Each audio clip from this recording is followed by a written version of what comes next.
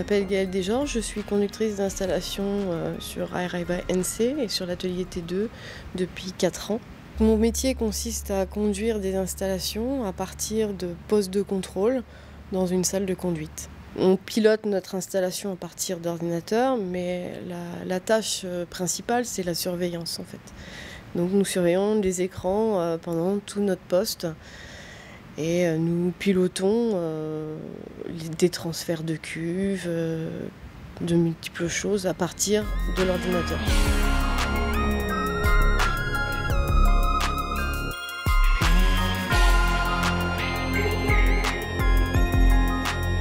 J'ai d'abord fait un DEGA de mathématiques, puis une licence de mathématiques à la faculté de Caen.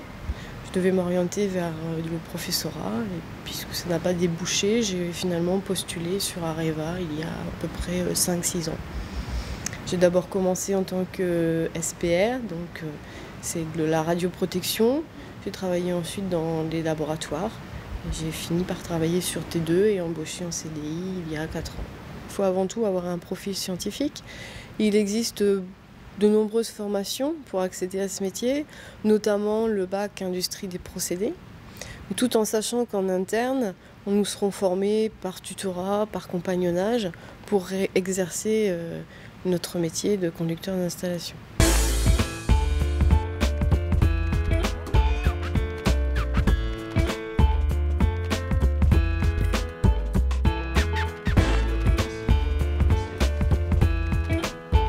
Au lycée professionnel de Tour-la-Ville, dans notre formation Bac Pro Industrie de procédés, nous accueillons 27 élèves qui ont leur formation sur un bac professionnel de 3 années.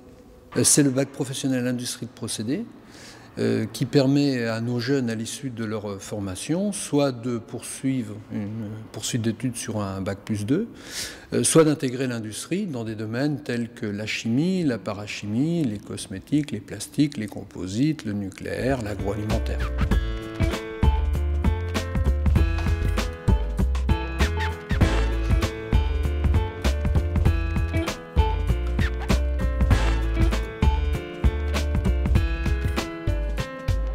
L'insertion professionnelle est excellente, véritablement excellente. Elle se fait sans aucun problème pour les garçons. C'est éventuellement un peu plus délicat pour les demoiselles, mais on les sait tenaces et on les y prépare.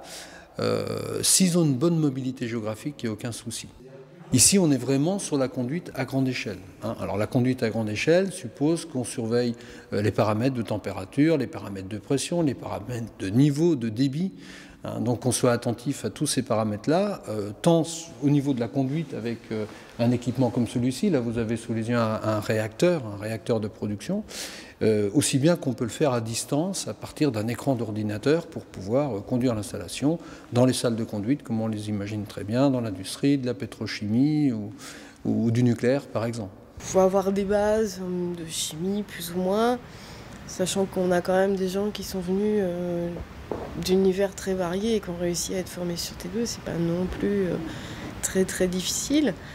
Par contre, il faut être très consciencieux au niveau de son travail quotidien, quoi. C'est clair, c'est une attention de tous les instants. On fait des relevés toutes les 2 heures. En fait, on fait de la surveillance avant tout, donc il faut vraiment être très consciencieux. Ce que j'aime dans ce métier, c'est le côté diversifié des tâches quotidiennes. On fait jamais la même chose.